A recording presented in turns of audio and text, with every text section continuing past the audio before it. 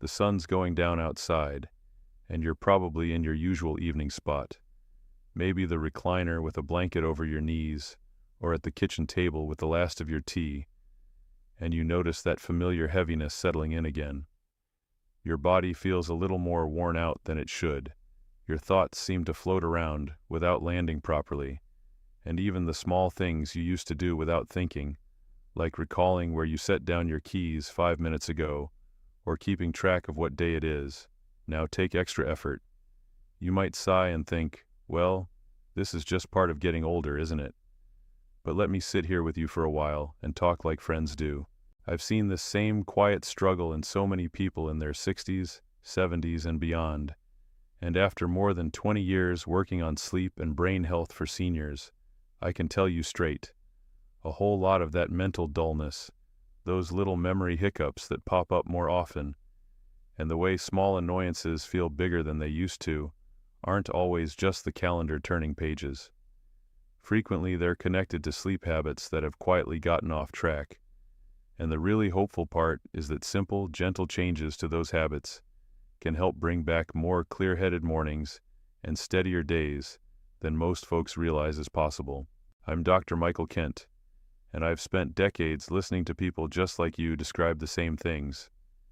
They tell me about walking into a room and standing there blank, not sure why they went in, or starting to tell a story to a friend and then pausing because the next word just won't come, or waking up already feeling like the day is too long before they've even made the bed. They come to me convinced these are the natural signs of aging, something unavoidable that everyone faces. But when we sit down and look closely, especially at how their nights go, sleep patterns that have drifted out of balance often turn out to be playing a much bigger role than anyone thought. The advice most people get about sleep, that you just need to get enough hours and you'll be okay, only tells part of the story. Sleep isn't just lying down for a certain number of hours. It's when your brain does its most important work behind the scenes. Night after night it becomes a gentle housekeeper, carefully washing away the waste products that build up from all your daytime thinking, moving, and living. It locks important memories into place so they stay reliable. It repairs and strengthens the tiny connections between brain cells that let you think clearly, solve little problems, and remember names or faces. And it resets your emotions so you can wake up feeling even and calm, instead of starting the day already tense, short-tempered, or low. Whenever that nighttime work gets cut short, broken up, or thrown off, even by things that seem small at the time, the brain takes the hit first. The effects show up in everyday moments that can feel minor, but add up over time. You might start a conversation with your neighbor over the fence and then hesitate because the name you wanted to mention slips away, or you get irritated waiting for the bus because patience feels thinner than it used to, or you sit down to look at photos from a family gathering and find it hard to stay focused on the details. The National Institute on Aging has shared clear numbers about this. Nearly half of adults over 65 deal with ongoing sleep difficulties. Yet more than 60% of those same people think the problems are harmless, or simply what happens as you age. What they often miss is how those sleep troubles can slowly wear down brain function month after month, without any sharp pain or obvious warning signs to let you know it's happening. The truly eye-opening thing for a lot of people is that one of the biggest quiet threats to staying mentally sharp in later years usually isn't too much sugar in your diet, the everyday stresses that come with life, or the genes you inherited. More often it's the seemingly little habits around when you go to bed and what happens during the night. Today I want to carefully walk you through the 5 most common sleep patterns that silently affect senior brains, then share the simple, research-backed adjustments drawn from solid studies at Harvard, Stanford, and the National Institute on Aging that can help protect your memory, keep your focus steady, and help your mood stay more balanced. These aren't difficult or scary changes. They're practical, gentle steps you can start right in your own home without turning your whole routine upside down. Before we go any deeper, if it's okay with you, just type your age in the comments. I always like seeing who's here listening because it helps me feel like I'm talking directly to people who might be noticing these same things and want straightforward, easy to follow ways to feel clearer and more like their old selves. Let me explain what's really happening in your brain when your sleep schedule isn't steady, because this part is something most explanations skip over in simple language. As we get into our 60s and 70s, the circadian rhythm, that natural internal timer that controls how alert we feel, how strongly memories hold, how well we concentrate, and how evenly our moods stay, starts to lose some of its earlier flexibility and smoothness. You can picture it like a train station that used to run on a perfect timetable. Every train arrived and departed exactly when it was supposed to, keeping everything calm and organized. If the schedule suddenly becomes unpredictable, with trains showing up at random times, disorder spreads through the whole system. Your brain works in exactly the same way. The master clock inside it, a small region called the suprachiasmatic nucleus, relies heavily on regular daily cues to keep all the rhythms working together. When bedtime jumps around, maybe early one night because you're worn out from the day, later the next because you stayed up visiting or watching something, the deep non-REM sleep stages, which are so important for turning short-term experiences into long-lasting memories, get noticeably shorter. A team at the University of Colorado followed 300 adults across 8 full years, and the results were clear and consistent. People whose sleep times varied a lot from night to night showed a 30% faster decline in their ability to recall specific events and details from their days, and this held true even when they were still getting roughly the same total hours of sleep overall. I know this can sound surprising. Plenty of folks say to me, "But doctor, I still get 7 or 8 hours most nights. Why should the exact time I go to bed change anything?"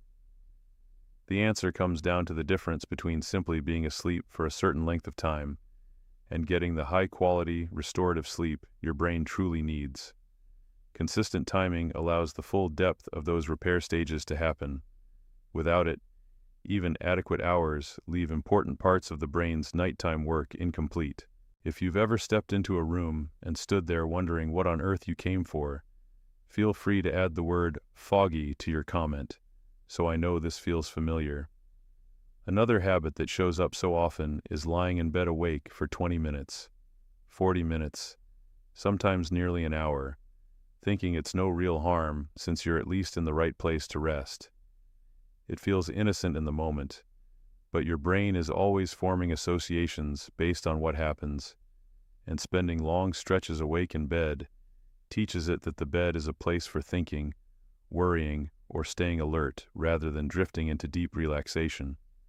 Over time, that association makes sleep lighter and more broken up, because the mind no longer trusts the bed as the automatic signal to wind down.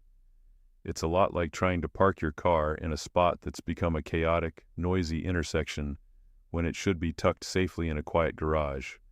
The calm space gets crowded out by activity.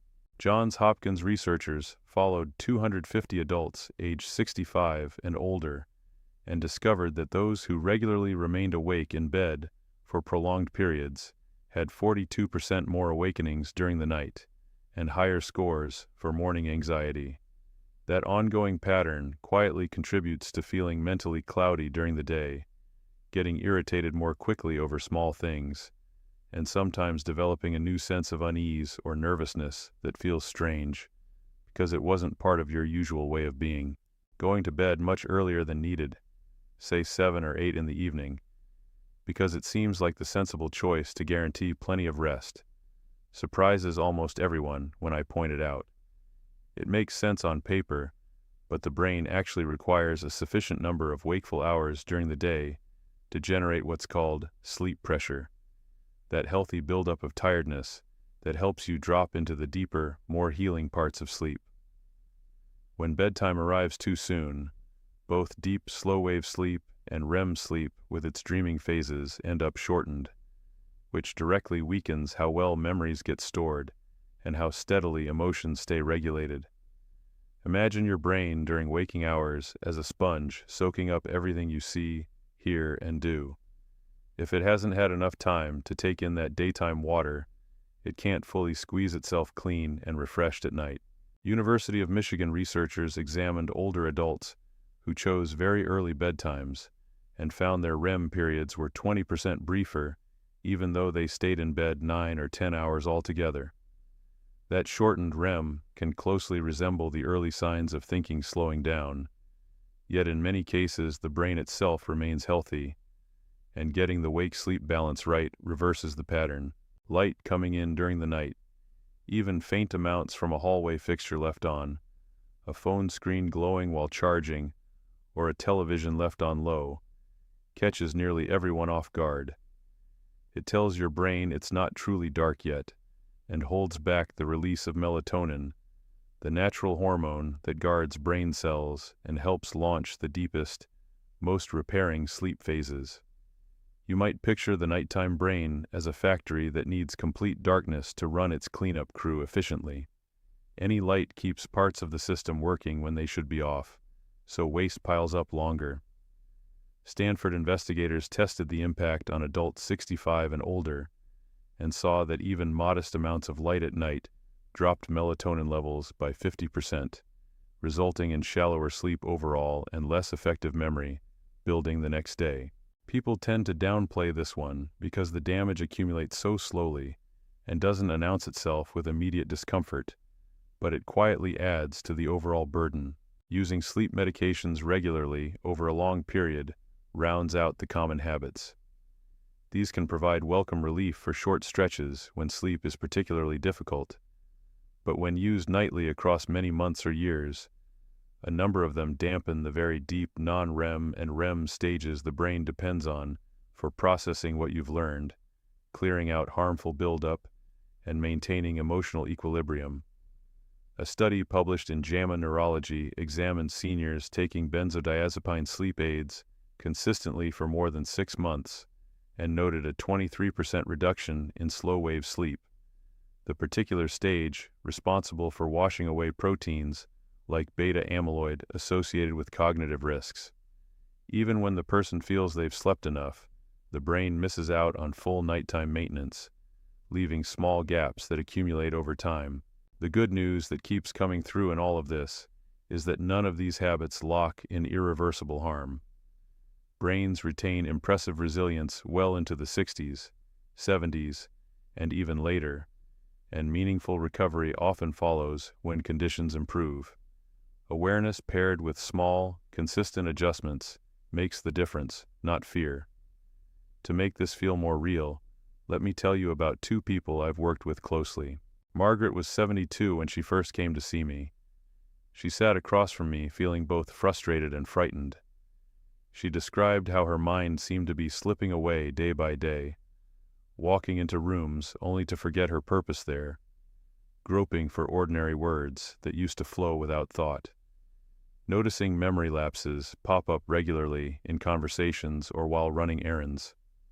She believed she was getting 8 solid hours of sleep each night, but as we talked further, she explained that her bedtime varied quite a bit, sometimes starting at 9, other nights closer to 11, depending on how the evening unfolded, and she frequently spent a full hour lying awake with her mind spinning through worries or replaying the day's events.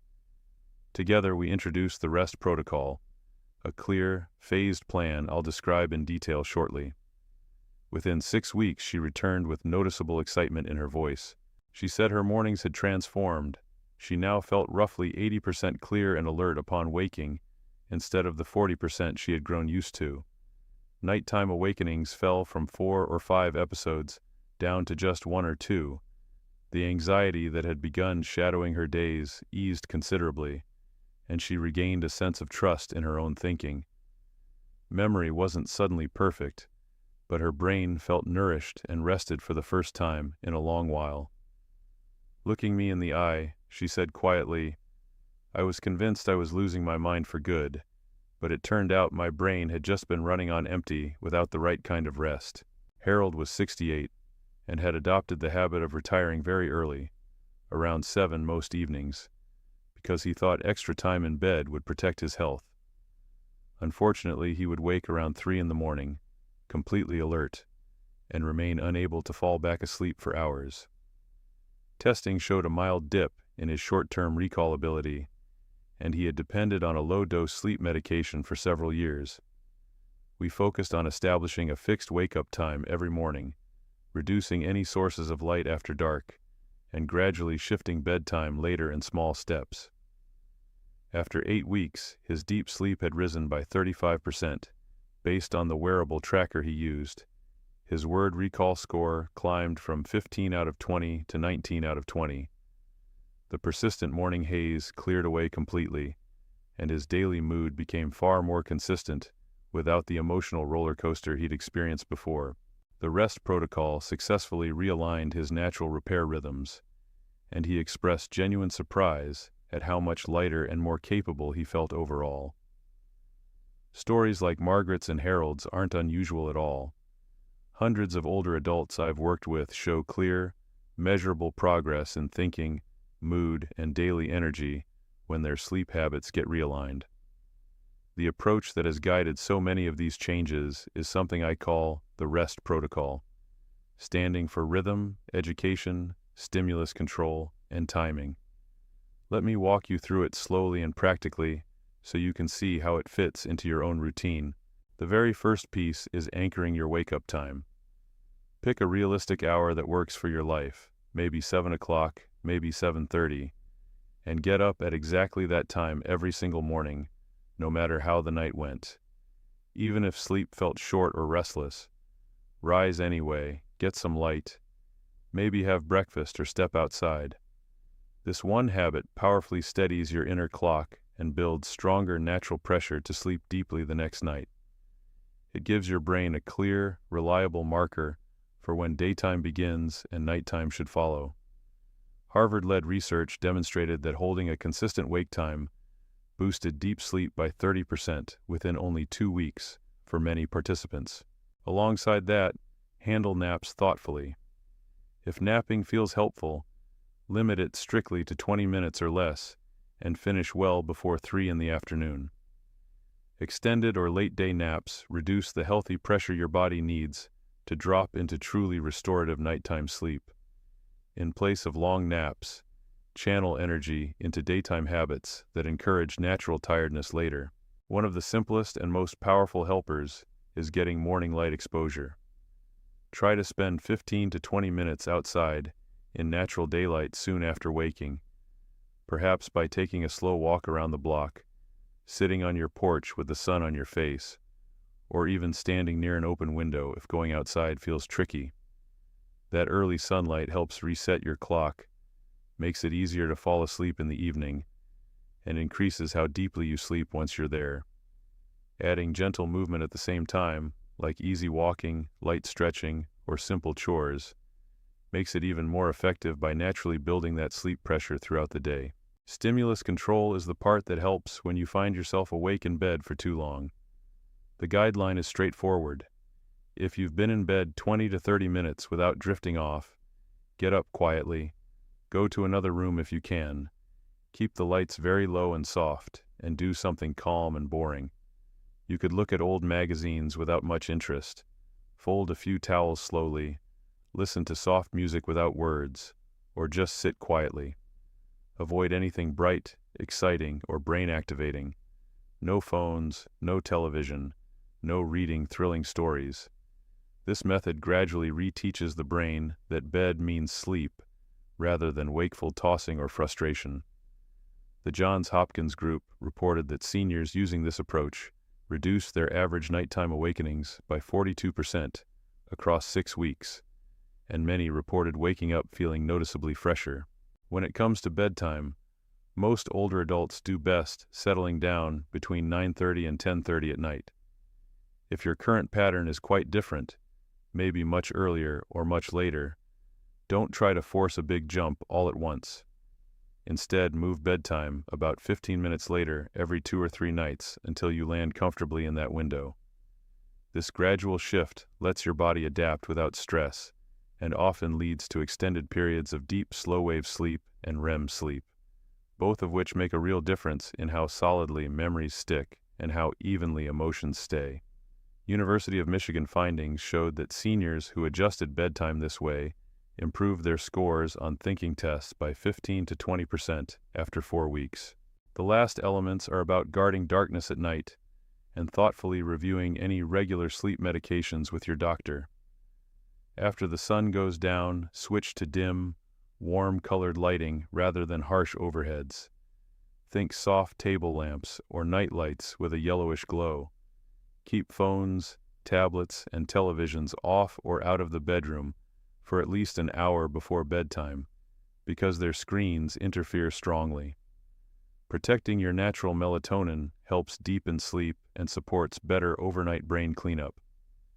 If you've been using sleep aids for a while, talk openly with your physician about whether they're still the best choice, or if adjustments might help your long-term brain health more. Even tiny tweaks in this area often bring bigger improvements than expected. When you put the rest protocol into practice day after day, the changes tend to build in a way that feels encouraging and doable. In the first week, sleep often grows a touch deeper, middle-of-the-night awakenings become fewer, and mornings start with a faint but welcome increase in mental brightness. By the second week, falling asleep usually happens more quickly once your head hits the pillow. Any background anxiety starts to quiet down a bit, and you feel more alert through the morning and into the afternoon. During weeks 3 and 4, the differences become easier to spot and appreciate. Names and details come back to mind more readily. Concentration holds better during reading or talking with others. Memory for recent events feels stronger, and moods stay steadier without the quick shifts that used to happen. From week 4 onward, the deep and REM phases settle into a dependable rhythm. You find you need fewer or shorter naps during the day, and a general sense of clear-headedness returns, making ordinary life feel smoother, lighter, and more manageable. It's like giving your brain a careful, thorough reset. The improvements start small and subtle, but grow into something truly meaningful once the rhythms lock in consistently. I want to be very straightforward here. The rest protocol supports healthier sleep that benefits brain function, but it is not a treatment or cure for dementia, Alzheimer's, or any other neurological condition. If you're currently taking any prescribed medications, whether for sleep, blood pressure, mood, heart health, or anything else, never stop or change them on your own. Always check with your doctor first. If you have something like diagnosed sleep apnea, serious heart problems, depression, or other ongoing health concerns, talk to your physician before making any significant shifts in routine. The best way forward is gradual. Lock in that steady wake-up time for a week or so until it feels natural, then slowly bring in the bedtime adjustment, and later add the stimulus control and light management pieces as your body gets comfortable. These steps stay safe and carry very low risk, while offering clear, trackable benefits for how your brain works. Here's something I'd like you to consider trying. Choose just one part of the rest protocol that feels manageable to you. Maybe committing to that same wake-up time every morning, experimenting with shifting bedtime a bit later, being stricter about light after dark, or using the get-out-of-bed rule when sleep doesn't come quickly, and stick with it every single day for a full 30 days. As you go along, pay gentle attention to how clear you feel when you first wake up, how steady your mood stays through the hours, and how well your memory serves you in little daily moments. At the end of the month, come back here and leave a comment sharing what you noticed. Your honest experiences can lift someone else who's reading along, and putting your observations into words helps make the changes stick for you too. Your brain has been with you through so many seasons of life, raising families, working hard, laughing with friends, weathering hard times. It has given you so much. It deserves the chance to keep working well, not to be quietly set aside as an unavoidable part of growing older. With reliable, caring sleep habits, you can help keep its strength, supporting memory to stay dependable, focus to hold firm, and emotions to remain balanced for longer. Next week, I'll be back to talk about one surprising everyday habit that often clears away brain fog in seniors, and I know at least one idea in there will make you pause and think differently about staying mentally sharp. If you've listened all the way through today, I'd be touched if you left "ready for clearer mornings" in the comments. It lets me know you stayed with me to the end and you're open to giving your brain the support it truly deserves.